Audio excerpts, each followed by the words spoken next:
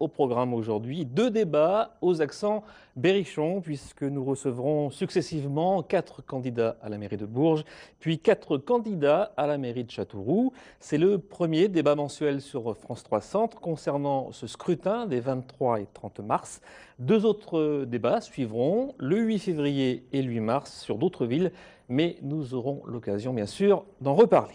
Premier débat donc autour de la ville de Bourges qui, comme Châteauroux, aura un nouveau maire, quoi qu'il arrive, puisque les 2 élus sortants, Serge Lepelletier à Bourges et Jean-François Maillet à Châteauroux, ne se représentent pas. Premier débat donc autour de la capitale du Cher, avec 4 candidats présents sur ce plateau.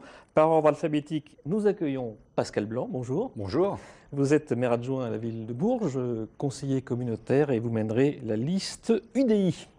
Urène Félix, bonjour. Bonjour. Vous êtes vice-présidente du Conseil général du Cher, conseillère municipale d'opposition, conseillère communautaire, et vous serez la candidate au nom du Parti socialiste, du MRC et du mouvement unitaire progressiste pour cette élection.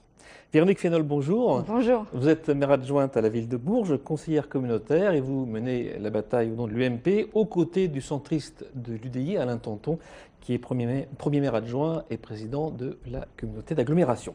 Enfin, Jean-Michel Guérineau, bonjour. Bonjour. Vous êtes premier vice-président communiste du Conseil général du Cher, conseiller municipal d'opposition, et vous serez la tête de liste pour le Front de gauche. J'ajoute qu'un autre candidat s'est déclaré, il s'agit de Franck Thomas Richard, à la tête d'une liste d'hiver droite. Bourges avant tout, nous consacrerons un reportage sur sa campagne dans quelques jours. Première question à Pascal Blanc et Véronique Fénol. Vous êtes, Pascal Blanc, adjoint au sein de la majorité sortante avec un candidat, vous êtes candidat UDI. Véronique Fénol, vous êtes candidate UMP avec un UDI à vos côtés. Est-ce que ce n'est pas un manque de lisibilité pour les électeurs de droite ou du centre droit, Pascal Blanc ? De lisibilité sans doute. C'est sans doute une difficulté que nous reportent les Berruyers, très clairement. Ceci étant, je pense que Véronique Fénol dira la même chose tout à l'heure, nous n'aurons pas beaucoup de différences sur le fond, c'est plus sur la méthode de gouvernance qui nous diffère, mais nous n'avons pas effectivement beaucoup de divergences sur le fond de ce que nous voulons pour Bourges dans l'avenir et tout au moins sur le mandat. Alors pas de divergence, alors pourquoi pas une liste commune, Véronique Fénol ? Eh bien voilà, effectivement, pourquoi pas une liste commune? Eh bien tout simplement parce qu'il y a une décision parisienne, il y a quelques mois avant l'été, et que nous regrettons puisque nous pensons, nous les Berruyers, que ce n'est pas à Paris de décider des investitures. Mais tel est le cas, et en conséquence, l'UMP m'a investi pour mener la bataille auprès d'Alain Tanton, premier adjoint, et de l'Alliance centriste. Alors je poserai à peu près la même question à Urène Félix et Jean-Michel Guérineau, entre le PS et le Front de gauche. Pourquoi pas d'union dès le premier tour? Qu'est-ce qui vous différencie dans cette campagne et pour cette élection, Urène Félix? La question doit être posée à Jean-Michel Guérineau, peut-être en priorité, puisque moi je souhaite, à l'issue de cette campagne, que nous puissions tous nous rassembler. Le Parti socialiste m'a confié la tête de liste de la campagne. Je rassemble des personnes d'autres partis politiques, de la société civile. D'ailleurs, ces rassemblements sont toujours en cours.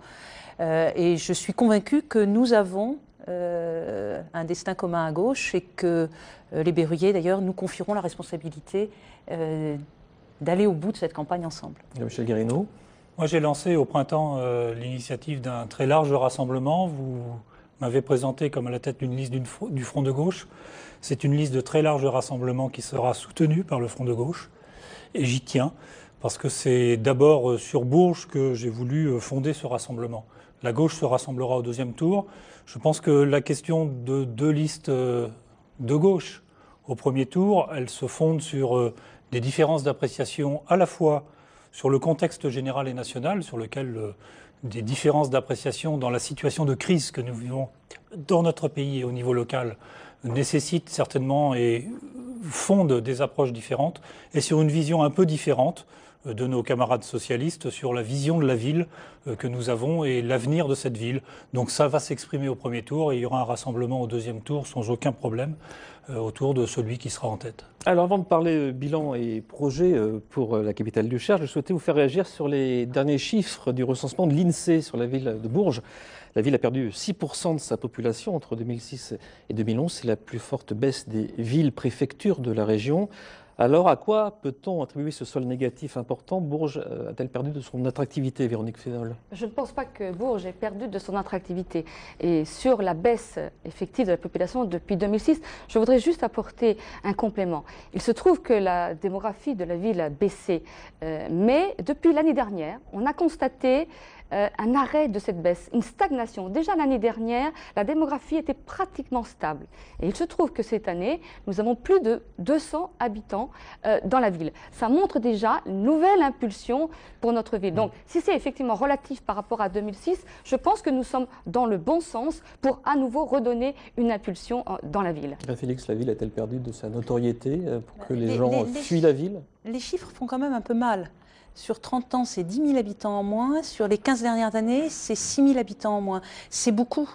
Et comme vous l'avez fort bien dit, c'est la situation la plus défavorable de toutes les villes de la région centre et de villes assez comparables. Donc il faut absolument se ressaisir par rapport à ça. Il faut vraiment proposer à Bourges une autre dynamique parce qu'on ne peut pas penser maintenir une attractivité, mais aussi un niveau de service, si on continue de perdre de la population. Donc voilà, mon projet, mon ambition, c'est de redonner espoir à Bourges en travaillant autrement. Pascal Blanc, ce sol négatif, comment vous l'expliquez? Comment peut-on y remédier justement? Alors il y a deux choses. Je ne veux pas être trop technique pour les téléspectateurs, mais il faut savoir aussi que la méthode de calcul a aussi un peu évolué. Et nous sommes aussi, on va dire, pénalisés par notre plan de renouvellement urbain que nous avons mis en place depuis une dizaine d'années. Il faut savoir que le calcul, d'une façon très simple, c'est l'application d'un coefficient sur le nombre de logements. Et en l'occurrence, à Bourges, notamment au niveau des logements sociaux, dans les quartiers du nord de Bourges, il y avait près de la moitié des logements qui étaient vides. Et en appliquant ce coefficient, effectivement, on a sans doute surestimé le montant de la population à un certain moment, du fait de la mise en place du PRU, c'est-à-dire la déconstruction d'un certain nombre de logements et de bâtiments, on est revenu sans doute aujourd'hui à la normale. Ensuite, bon, l'attractivité, je ne pense pas que l'attractivité de Bourges ait diminué. En tout cas, ce qu'il faut regarder, c'est le futur. C'est vrai que je pense que si Mme Félix pense pouvoir améliorer l'attractivité de la ville de Bourges en offrant un bouquet fiscal et l'augmentation d'impôts, je ne pense pas que ce soit la même méthode. Et la bonne, en tout cas. Il y a d'autres moyens. Très sincèrement, moi, je veux dire, aujourd'hui, par rapport à ça, moi, je n'ai pas d'ennemis. Je voudrais m'adresser aux électeurs qui ont voté pour François Hollande en 2012. J'ai du respect, parce que c'est la démocratie, c'est un choix.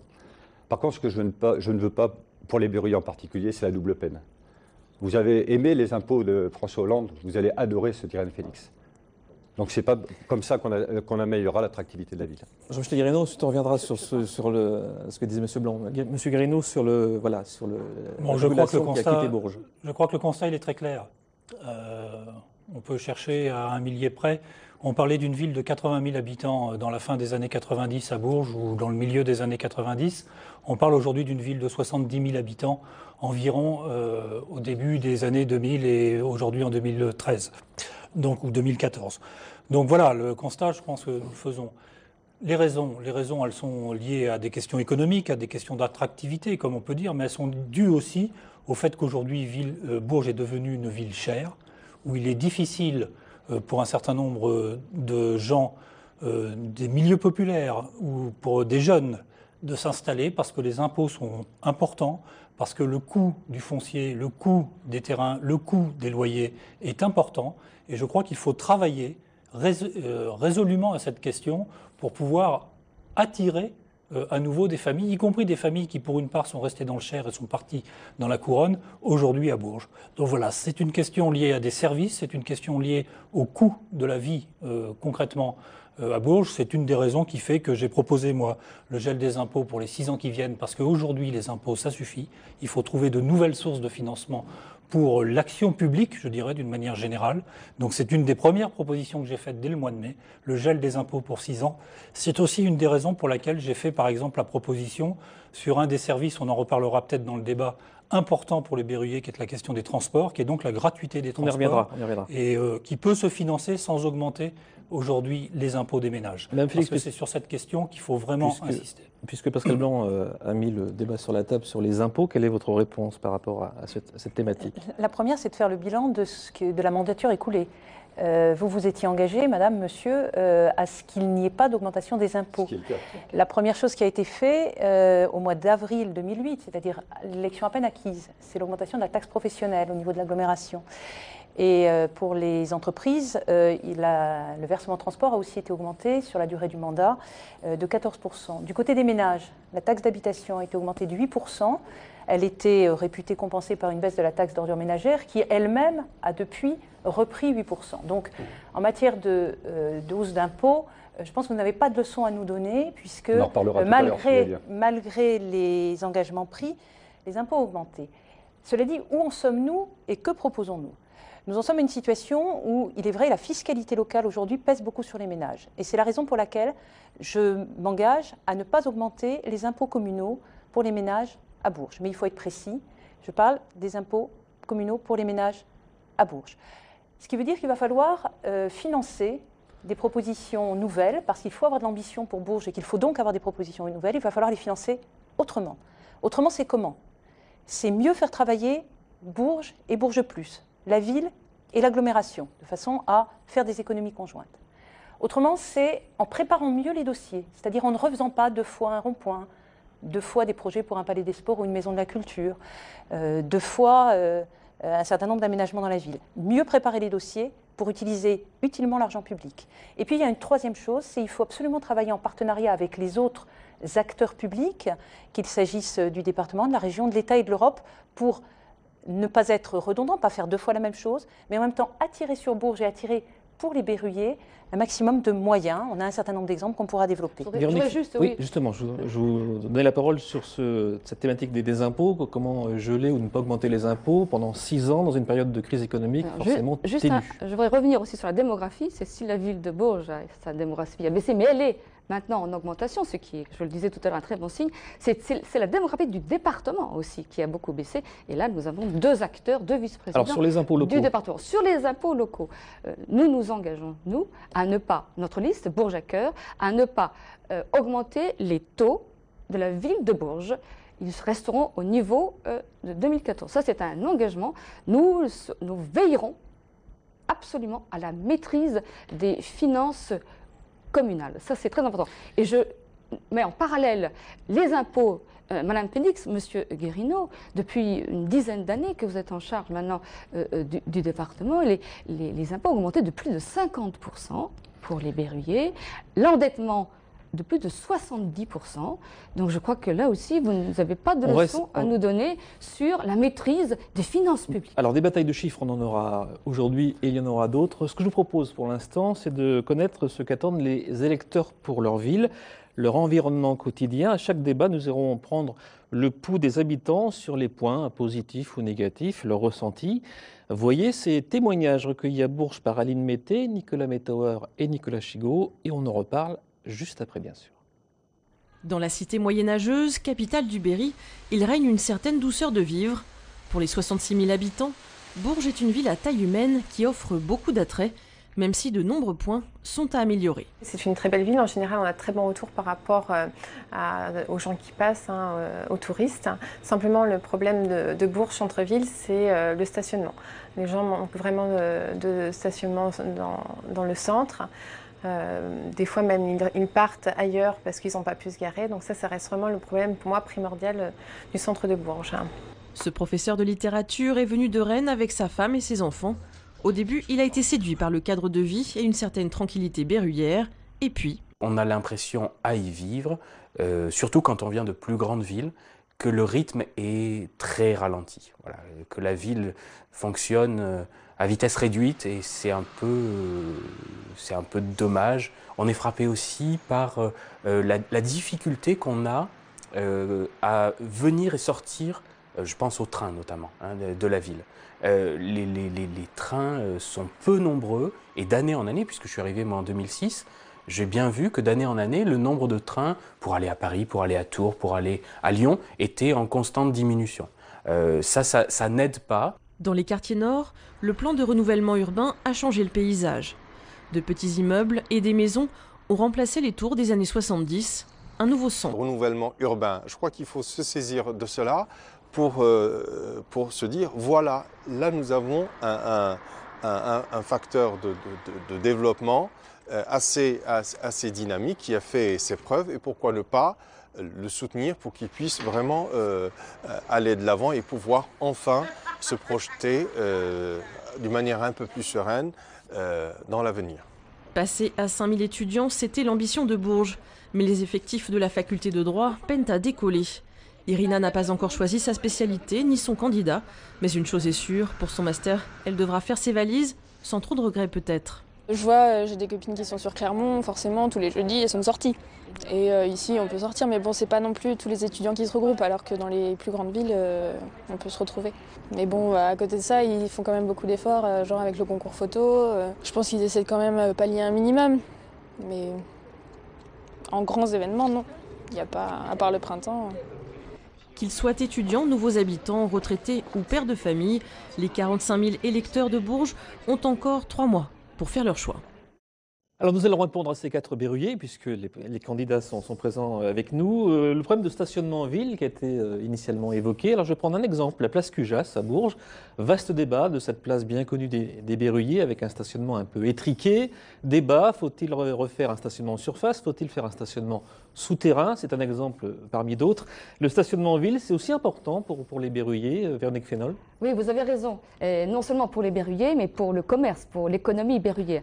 Donc ce qui est important, ce qu'il faut améliorer, ça c'est une certitude, c'est que les véhicules, lorsqu'ils arrivent en centre-ville, puissent par un panneautage qui sera amélioré avec de l'affichage numérique qui indiquera le nombre de places dans les différents parkings qui existent en centre-ville, pouvoir mieux aiguiller les conducteurs de façon à ce qu'ils puissent plus facilement aller dans un parking, vers un parking où il y a de la place pour se garer. Donc ça c'est le premier effort qu'il faudra faire effectivement, parce que au niveau des places, aussi bien les places publiques que les places longitudinales nous semblent suffisantes, même si on peut toujours s'améliorer, puisque bientôt au centre Avaricom, il y aura donc 450 places qui vont...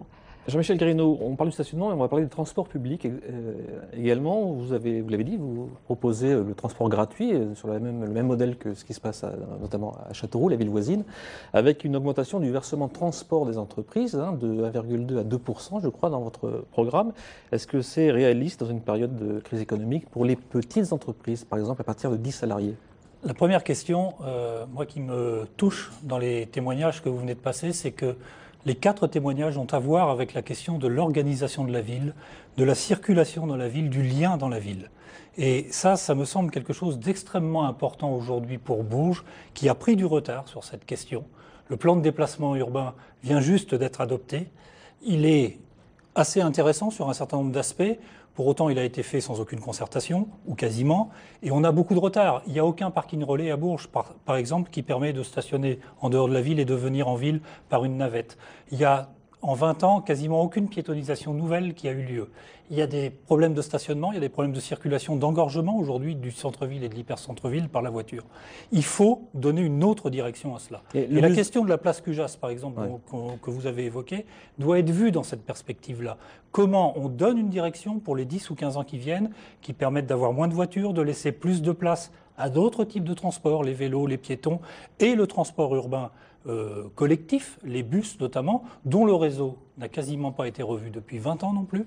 Donc il faut retravailler à aujourd'hui une meilleure desserte, qui soit plus efficace, qui desserve mieux un certain nombre de quartiers, qui ait des amplitudes horaires un peu plus grandes. C'est porter l'effort de financement sur les entreprises. Absolument, la gratuité des transports. Alors vous dites, le mode de financement aujourd'hui du transport urbain, il faut que les berruyers le sachent, c'est quoi? C'est la billetterie, elle représente environ 2,5 millions du budget d'Aglobus aujourd'hui. Et le versement transport qui en représente 11 à 12. Bon, le versement transport, taxe des entreprises de plus de 9 salariés. C'est important, ça veut dire que toutes les toutes petites ne le payent pas. Il est aujourd'hui à 1,2, il va passer à 1,25 au 1er juillet. Il peut augmenter, alors pas forcément d'un coup, jusqu'à aller vers 2%. Et ce sont des possibilité importante, puisque si on le bouge de 0,1%, c'est 1 million d'euros. Donc je pense que c'est possible, nécessaire, et que les entreprises peuvent s'y retrouver parce qu'elles auront un système de transport plus efficace pour leurs salariés, et elles pourront récupérer, si le transport est gratuit, pour beaucoup d'entre elles qui le font, les chèques transport ou les versements de transport qu'elles font à leurs salariés. Réaction sur les transports en commun et aussi sur ce que disait notre berruyer dans le reportage, ce nombre de trains qui a diminué sur les liaisons, les interconnexions régionales. Qu'est-ce qu'on peut faire pour réaméliorer justement ces transversales ferroviaires pour ramener du monde peut-être sur Bourges? Alors déjà sur le transport en commun, là je voudrais réagir à ce que vient de dire Jean-Michel Guérineau.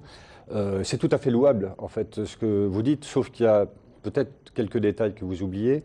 Augmenter le taux de versement des entreprises de plus de 9 salariés à 2%, c'est tout simplement pas possible, puisque le législateur a limité le plafond à 1,8 pour les agglomérations de plus de 100 000 habitants, dans la mesure où elles possèdent un transport en commun en site propre, ce qui est de type tramway, ce qui n'est pas le cas à Bourges. Les études sont démarrées, et les études démarrent en 2014 à Bourges. Deuxième chose, c'est qu'en fait, c'est là où vous rejoignez complètement Madame Félix. Je trouve ça tout à fait pas incohérent, j'irais quelque part.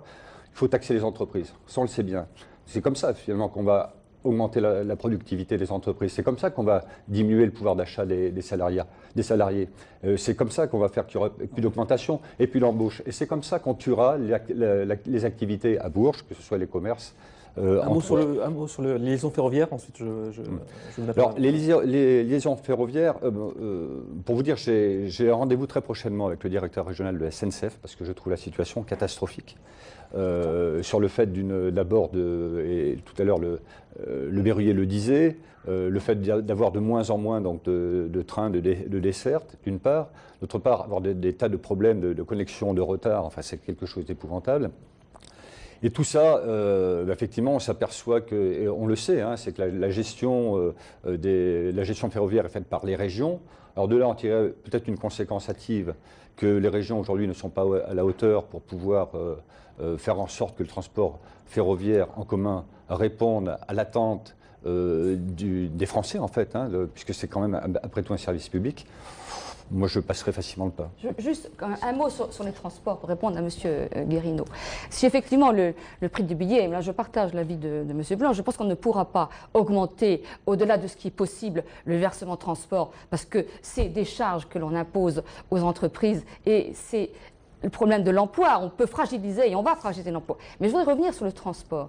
Il y a le prix du ticket, mais il y a aussi le cadencement. Il y a le cadencement des bus. Il faut aussi que l'on circule d'une façon régulière et facile dans la ville. Et pour ce faire, on est en train d'étudier un bus à haut niveau de service. Et ce bus à haut niveau de service, il aura aussi un coût qui viendra impacter les charges d'Aglobus.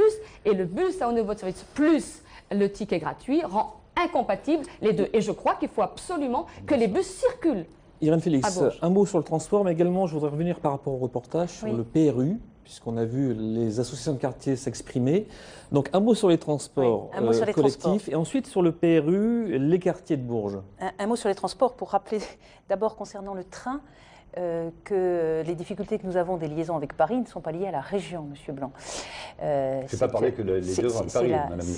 Il n'y a pas que Paris en France. Alors, concernant les déplacements dans Bourges, il faut agir à plusieurs niveaux. Je partage ce que disait Jean-Michel Guérineau à ce point de vue. Moi, ce que je souhaite, c'est qu'on améliore le niveau de service au niveau des transports en commun, parce que je pense que c'est important pour répondre à un des témoignages qu'on a eu dans votre reportage, celui des étudiants. On ne peut pas vouloir être une ville étudiante et imposer le couvre-feu à tout le monde avec des bus qui s'arrêtent à 20 heures. C'est complètement incompatible avec la vie étudiante. Donc, mon souhait pour le bus, c'est l'amélioration du niveau de service. L'accessibilité aux personnes handicapées, c'est notre première exigence, à la fois morale et légale. L'augmentation des horaires pour s'adresser et pour avoir une ville étudiante. Et puis la mise en place de nouvelles navettes, et ça répond à la question de l'accès au centre-ville. Je souhaite notamment mettre en place une navette qui part du parking du Prado, les berruyers le connaissent, ou de la gare, et qui permette d'arriver facilement en centre-ville, multiplier ainsi les circuits. Mais il faut aussi travailler à de meilleures liaisons cyclistes, à des aménagements piétonniers de qualité. On a aussi une part importante de la population qui ne se déplace qu'à pied et qui a le droit à un certain confort dans ses déplacements. Mais pour obtenir une vitalité du centre-ville, il faut aller plus loin, il faut penser la question de l'urbanisation globale. On a aujourd'hui un centre-ville qui est fragilisé parce que des administrations en sont parties, des entreprises en sont parties, des commerces, j'y viens, des commerces se sont déplacés sur les périphéries et les gens habitent maintenant sur les périphéries. Donc il faut aussi reconquérir le centre-ville comme un lieu d'habitat, comme un lieu d'emploi et comme un lieu de commerce. Urbaine. Alors, concernant la rénovation urbaine, c'est un projet extrêmement important qui a été mis en place, extrêmement important, mais qui n'a pas résolu les problèmes sociaux. Et qui aujourd'hui n'a pas résolu non plus les problèmes économiques des bailleurs sociaux, c'est-à-dire de ceux qui gèrent les logements HLM. On avait un nombre d'appartements vides très important avant le plan de renouvellement urbain. On a toujours un nombre d'appartements vides très important. Et ça pèse très lourd, parce que quand les loyers ne rentrent pas, on le comprend bien, les bailleurs sociaux sont en déséquilibre financier. Et c'est une très grosse inquiétude pour l'avenir, pour Bourges. Donc il faut travailler autrement.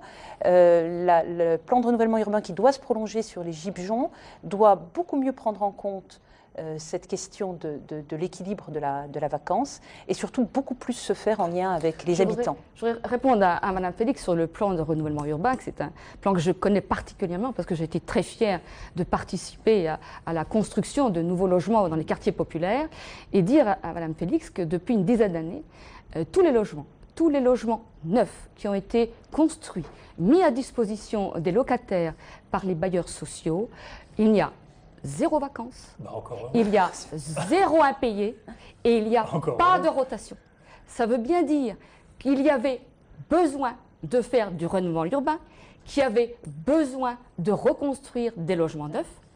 C'était fondamental. Et dire à Mme Félix qu'en ce qui concerne les logements de l'office départemental, sur les 400 logements de l'office départemental qui sont situés rue d'Augsbourg, il y en a 50 de vides. Ça veut bien dire qu'il y a un problème lorsqu'il y a des bâtiments qui sont vieux et pas réhabilités. Juste un instant. Ça veut bien dire qu'on a un problème de baisse démographique à Bourges. Non, parce qu'en réalité, le résultat de tout ça, c'est qu'on a 4000... Ce sont des logements qui, lorsqu'ils ne sont pas réhabilités, lorsque ce sont des passoires énergétiques, que les charges sont excessives, eh bien, les locataires, et c'est normal, préfèrent aller dans des logements neufs avec des charges moindres. Cette question-là touche à la fois les bailleurs sociaux, mais touche aussi le parc privé. On a aujourd'hui à Bourges plus de 4000 logements qui sont vacants, ce qui est le signe, si vous voulez, de cette perte d'attractivité de la ville, de ce manque d'envie que les gens ont de venir s'installer à la ville, et notamment les ménages avec des jeunes enfants.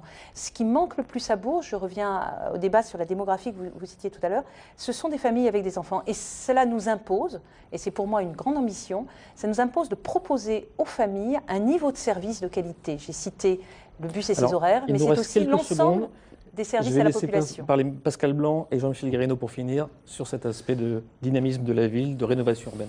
Oui, la rénovation de la ville, mais Madame Félix, franchement, je ne vous comprends pas. Je vais vous prendre un exemple. Comment vous allez arriver à me démontrer qu'on fait tout le nécessaire, et notamment, excusez-moi, M. Carin, je vais revenir sur les aspects impôts. Rapidement. Tous les jours, je reçois à ma permanence des gens qui ne peuvent plus payer, qui ne peuvent pas payer d'impôts, qui n'en ont jamais payé.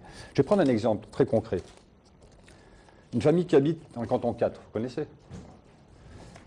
Cette famille-là a payé, vous êtes candidat aux élections cantonales, en Monsieur 2004, payé 141 € de taxes Blanc, foncières bâties. Aujourd'hui, elle en paye 212 €. Essayez de synthétiser votre argument, parce qu'on va finir bientôt.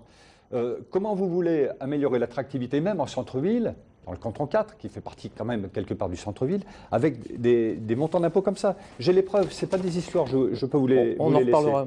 C'est ça aussi l'attractivité. Le coût du logement, c'est aussi ce que les gens doivent payer. Une fois encore, je reçois des tas de personnes. L'autre jour, j'avais une dame qui venait à ma permanence, qui a 75 ans, qui n'avait jamais payé d'impôts. Elle était en pleurs. Monsieur Guérénaud. Sur la question des impôts, enfin moi je vous l'ai dit, je pense que les gens en ont aujourd'hui ras-le-bol de payer des impôts.